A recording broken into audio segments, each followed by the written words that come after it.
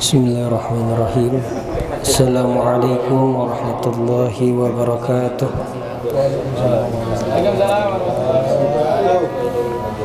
Innal hamdalillah nahmaduhu wa nasta'inuhu wa nastaghfiruh wa na'udzu billahi min shururi anfusina wa min sayyiati a'malina. May yahdihillahu fala mudilla lahu wa may yudlil fala hadiya lahu. Asyhadu an la ilaha illallah wahdahu la syarika lah wa asyhadu anna Muhammadan abduhu wa rasuluhu amma ba'd. Yang pertama-tama mari kita panjatkan puji serta syukur kita atas kehadirat Allah Subhanahu wa taala yang mana telah memberikan kita begitu banyak nikmat, yakni nikmat sehat, nikmat iman, serta nikmat kita dapat berkumpul di tempat yang penuh barakah ini. Amin ya rabbal alamin. Salawat serta salam semoga tercurah limpahkan kepada baginda Nabi kita Nabi Muhammad sallallahu alaihi wasallam yang kami hormati dan sama-sama kita muliakan. Tak lupa untuk Bapak Haji Martin dimanapun beliau berada, semoga selalu dipanjangkan umurnya, disehatkan selalu badannya, dan dimudahkan dalam segala urusannya. Amin ya rabbal alamin. Dan terlupa yang saya hormati dan saya muliakan, yang belum bisa saya sebutkan satu persatu, namun tidak mengurangi rasa hormat dan ta'zim saya kepada teman-teman Syariah Mobilindo. Hadirin wal hadirat rahimakumullah, yang telah sebelumnya sudah kita bahas tentang masalah sabar, ikhtiar dalam menjalankan cobaan dan hidup di dunia ini. Tidak ada satupun manusia yang tidak diberi cobaan kepada Allah Subhanahu wa taala. Bahkan hewan pun diberi cobaan, ya, rantai makanan. Ada yang kodok dimakan ular, ular dimakan elang. Nah, itu cobaan mereka. Ya, sama kita pun makhluk yang Allah berikan akal, berikan nafsu, berikan iman, berikan keilmuan, semuanya. Walaupun kata Allah kita adalah manusia yang paling sempurna, ciptaan Allah yang paling sempurna, tapi tak luput dari cobaan dan ujian dari Allah Subhanahu wa taala. Banyak sekali manusia, banyak sekali umat Islam yang tidak lolos dari iman yang keenam ini.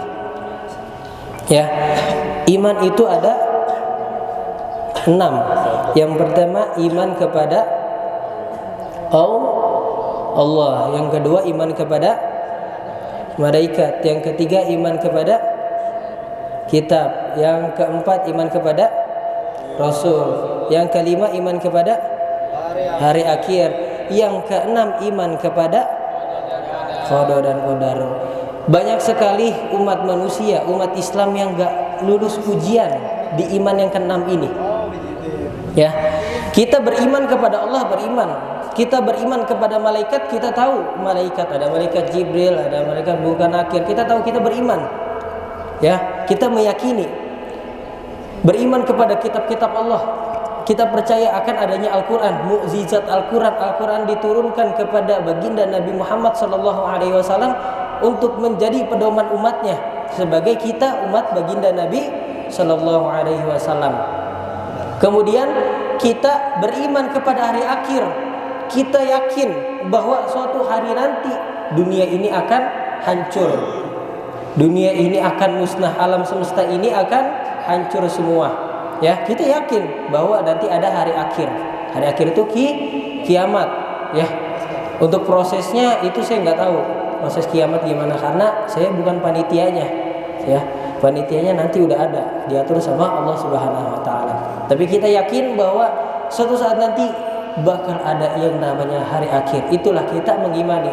Dan iman yang keenam ini adalah iman kepada qada dan qadarnya Allah Subhanahu wa taala. Qada dan qadar itu apa sih? Qada dan qadar. Qada itu adalah satu ketetapan Allah yang Allah sudah tulis di Lauhil Mahfuz dalam kitabnya sebelum alam semesta diciptakan, itu sudah ditulis. Jadi nanti bumi seperti ini, alam semesta seperti ini, manusia seperti ini, nanti digoda sama setan, digoda sama para pasukan jin. Terus kemudian nanti hari akhir gini, manusia ini begini-begini. Nah, itu kodoknya Allah Subhanahu wa Ta'ala. Sebelum kita dilahirkan, sebelum alam semesta tercipta, itu Allah sudah ada skenarionya, sudah ada ceritanya. Dunia ini seperti apa sampai hari akhir nanti. Ya. Terus kemudian kalau kita mengimani qadanya Allah, kita percaya akan ketetapannya Allah. Contohnya, Allah sudah tetapkan bahwa manusia itu, misalkan contohnya begini, ini ada yang nanti kamu di dunia akan menjadi ahli surga, kamu di dunia akan menjadi ahli neraka. Itu sudah ditetapkan, ya. Sebelum kita dilahirkan dan kita nggak tahu, tapi ruh kita sudah tahu bahwa kita sudah ditetapkan menjadi ahli neraka dan ahli surga. Ya, bingung kan? Kayak qada itu satu ketetapan Allah yang Allah berikan itu dan tidak bisa diganggu gugat. Jadi kalau Allah bilang kamu nanti di akhirat jadi ahli neraka, kamu nanti akhirnya meninggalnya jadi su'ul khotimah, jadi husnul khotimah, itu Allah sudah tahu. Bahkan sebelum kita mati, sebelum kita ditakdirkan di dunia, ini agak-agak ribet. Sebelum ditakdirkan di dunia, Allah sudah tahu nanti kita mati gimana, kita su'ul apa husnul. Kemudian nanti cucu-cucu kita gimana, nanti cucu-cucu kita penerusnya menjadi kiai apa jalurnya kemana, itu Allah sudah tahu. Sampai hari akhir itu Allah sudah tahu. Ya, itu qadanya Allah Subhanahu wa Ta'ala. Kemudian seperti apa sih qadanya Allah Subhanahu wa Ta'ala? Takdir yang sudah tidak bisa diganggu gugat. Seperti ketika seorang wanita yang kena penyakit kanker rahim, ya. Ketika wanita mengenai penyakit kanker rahim, maka rahimnya akan diangkat. Kalau rahimnya diangkat, berarti udah bisa punya anak nggak? Enggak, karena rahimnya sudah diangkat, ya, rahimnya sudah diangkat. Tapi kodratnya sebagai seorang ibu itu adalah merawat anaknya. Terus contohnya gini, qadarnya Allah Subhanahu wa Ta'ala bahwa wanita ini nanti rahimnya akan diangkat, akan kena penyakit rahim, kanker rahim, diangkat. Kodratnya seorang orang tua merawat anak, tapi dia nggak bisa menghasilkan anak. Apakah kodratnya sebagai ibu itu putus? Enggak. Ada bab yang namanya merawat anak yatim. Nah, itu dia, merawat anak yatim. Bahkan ketika kita merawat anak yatim, kata baginda Nabi dalam hadisnya, ansah libani Sa'din qala Rasulullah sallallahu alaihi wasallam anna wa kafilul yatimi fil jannah. Maka kata Nabi, barang siapa orang yang merawat anak yatim, maka di surga akan seperti ini. Baginda Nabi mengisyaratkan jari telunjuk dan jari tengah, begitu dekat, ya. Siapa yang senang dekat sama baginda Nabi nanti di surga tetanggaan, ya. Jangan sampai kita merasa diri kita senang nih, kita dekat sama atasan, senang kita dekat sama idola kita, senang kita sama dekat sama idola kita. Misalkan idola kita nih, kalau yang cewek-cewek biasa K-pop, ya, senang kita dekat sama mereka, bisa foto bareng, tapi tidak ada terbesit di hati kita, bisa bangga nanti di akhirat bisa bersanding dengan baginda Nabi, ya. Makanya nanti ketika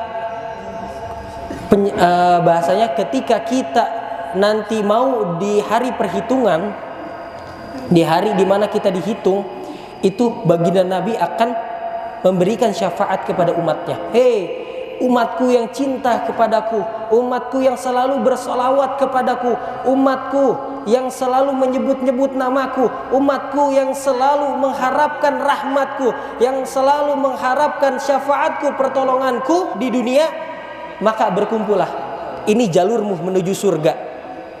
Kau tidak akan disiksa oleh neraka, ya. Barang siapa umatku yang cinta kepadaku, selalu bersolawat kepadaku, apapun cobaannya di dunia, tapi dia selalu meminta, selalu menyebut namaku, selalu bersalawat kepadaku. Yang cinta sama aku sini, ini jalannya. Nggak usah lewat neraka, ini jalannya menuju surga. Nggak usah bakal kamu dicuci, nggak usah kamu khawatir kamu di neraka disiksa dulu akan dosa-dosamu. Masuk ke dalam surga, jalan tuh. Rombongan habaib, rombongan kiai-kiai, rombongan ulama yang cinta akan baginda Nabi. Tapi ketika kita yang jarang bersolawat kepada baginda Nabi, jarang menyebutkan namanya, jarang mengharapkan syafaatnya, ketika kita berjalan bersama rombongannya umat baginda Nabi, ditanya sama baginda Nabi, "Hei, siapa kamu?" "Aku umatmu baginda Nabi. Aku yang cinta kepadamu." Kata siapa? "Kau di dunia tidak pernah bersolawat kepadaku. Kau di dunia tidak menjalankan sunnah-sunnahku. Engkau di dunia tidak mendengarkan omongan-omonganku. Siapa kau? Aku tidak kenal kepadamu. Aku umatmu baginda Nabi." Enggak diaku kita sama baginda. Sedih enggak kalau enggak diaku sama baginda Nabi? Sedih enggak? Yang lain umatnya baginda Nabi itu masuk surga dengan jalur orang dalam. Ya, jalur orang dalam tuh baginda Nabi. Nanti masuk surga kan, katanya kita semua umat manusia itu bakal masuk surga, tapi nanti ada hari di mana kita masuk ke neraka dulu, dicuci, digilas dulu, Bang. Ya, sebelum kita masuk surga, dosa-dosa kita di dunia itu digilas dulu di neraka. Udah suci baru masuk surga. Ya, tapi orang yang begitu cinta besar sama baginda Nabi, nanti jalurnya ada. Jalur syafaat, jalur orang dalam. Ya. Makanya kita berbanyak-banyaklah kita bersolawat kepada baginda Nabi sallallahu alaihi wasallam, kembali kepada qada dan qadarnya Allah. Nah, itu dia. Qadar. Jadi simpelnya gini.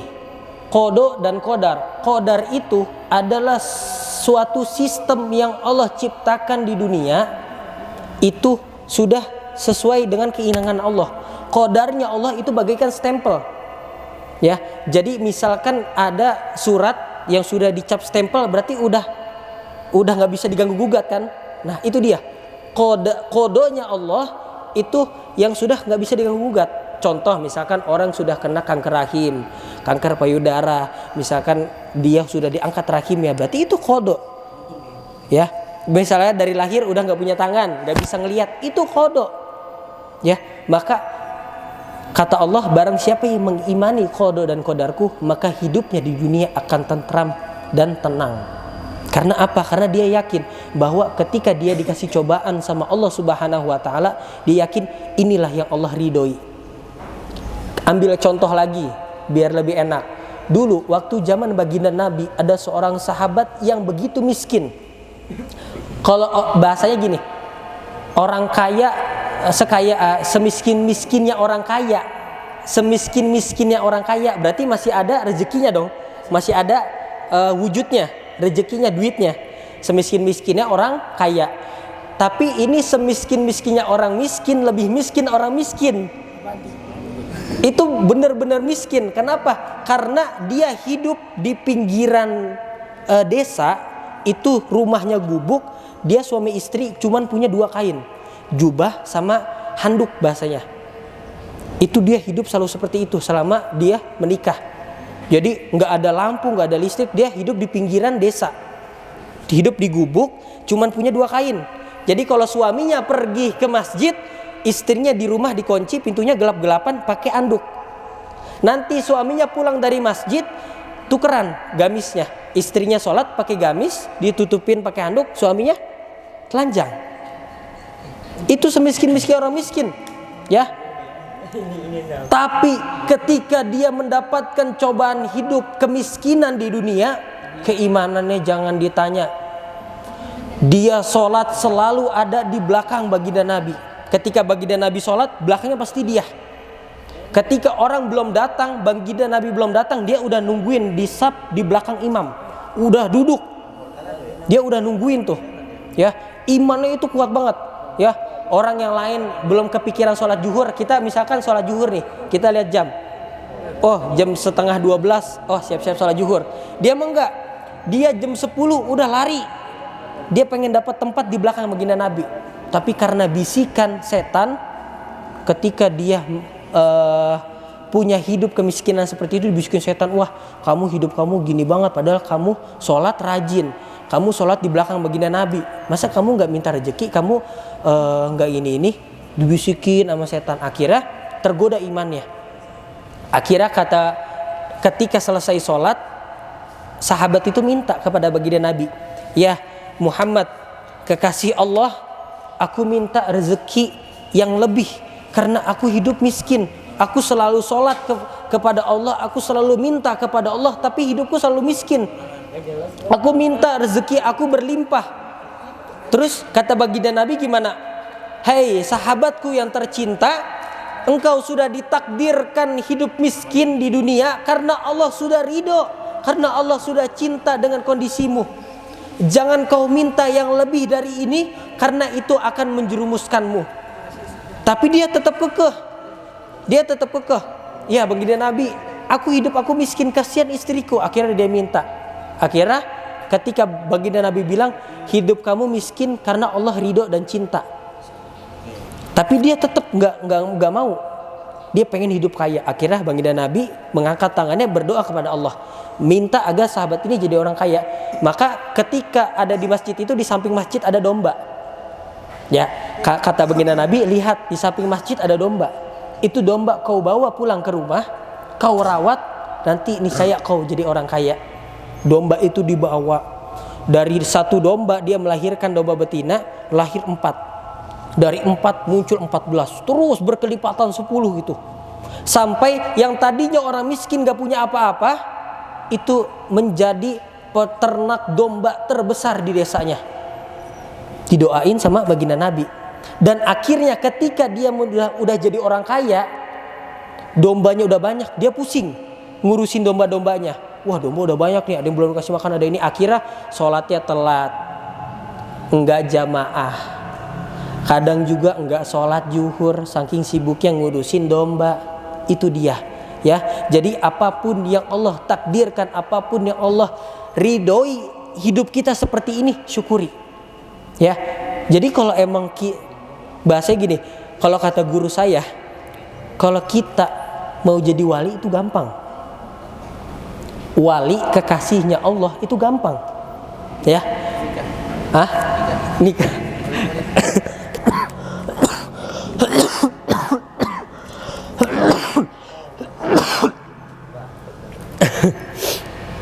Ya. Jadi kalau kata guru saya, kalau mau jadi wali itu gampang, Pak. Tinggal syukuri, tinggal terima qada dan qadarnya Allah. Tetap kita kejar jalannya Allah, walaupun kita dikasih jalan itu berliku-liku. Ya, kalau mau jadi walinya Allah, ya, menjadi kasih hamba terkasih tercintanya Allah, ya. Gitu. Jauhi maksiat, kemudian dekatkan diri kepada Allah, kemudian syukuri takdir yang Allah berikan sekarang. Kalau kita takdir miskin, kita takdir kita nggak punya apa-apa, syukuri. Jadi wali. Jadi wali, nggak usah bersemedi di atas gunung, itu nggak perlu. Cukup kita syukuri, maka kita akan jadi kekasihnya Allah Subhanahu wa taala. Maka itulah qada dan qadarnya Allah Subhanahu wa taala. Maka Syekh Muhammad Syahid Ramadan Al-Buni dalam kitabnya Al-Insan Bainal Musaffar wal Muhayyar, dalam kitabnya itu mengatakan manusia itu dipilih dan memilih. Manusia itu dijalankan dan menjalankan. Kita lahir di dunia menjadi suku Sunda itu dipilih, betul nggak? Orang tua mamahnya Sunda, bapaknya Sunda, anaknya Sunda. Dipilih apa memilih? Dipilih. Kemudian kita ada pertanyaan, kalau ketika mati itu sudah ditakdirkan, kemudian ada orang yang bunuh diri, maka jatuhnya masuk neraka. Kenapa? Karena kematian itu sudah ditakdirkan, betul? Rezeki, jodoh, kematian udah ditakdirkan sama Allah, ya kan? Mati itu udah nggak bisa diganggu gugat, kodonya Allah. Terus kita bunuh diri, berarti Allah udah tahu dong, ya kan? Logikanya seperti itu. Ya, ceritanya gini, kalau kita misalkan ada seseorang yang punya beban hidup, di pekerjaan, nyampe rumah diomelin istri, kemudian punya hutang banyak, dikejar-kejar sama rentenir, kemudian anaknya bahasanya pergaulannya nggak baik, dia pusing, istrinya diceraiin sama istrinya, dia pusing, ada pisau, dia ngelihat pisau, genggam pisau nih, dia bunuh diri. Takdir dia memilih apa dipilih? Memilih bunuh diri. Nah itu dia. Sama halnya qada dan qadarnya Allah.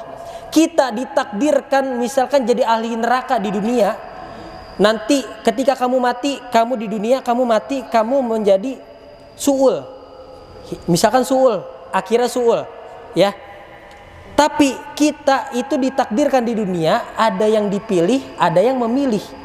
Jadi enggak selamanya kita hidup di dunia ini dipilih sama Allah jalannya, tapi kita memilih.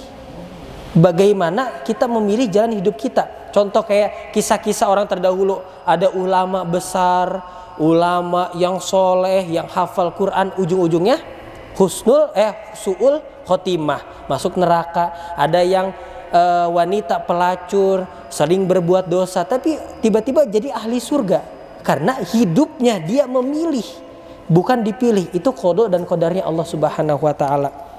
Ya, kayak kisahnya Buya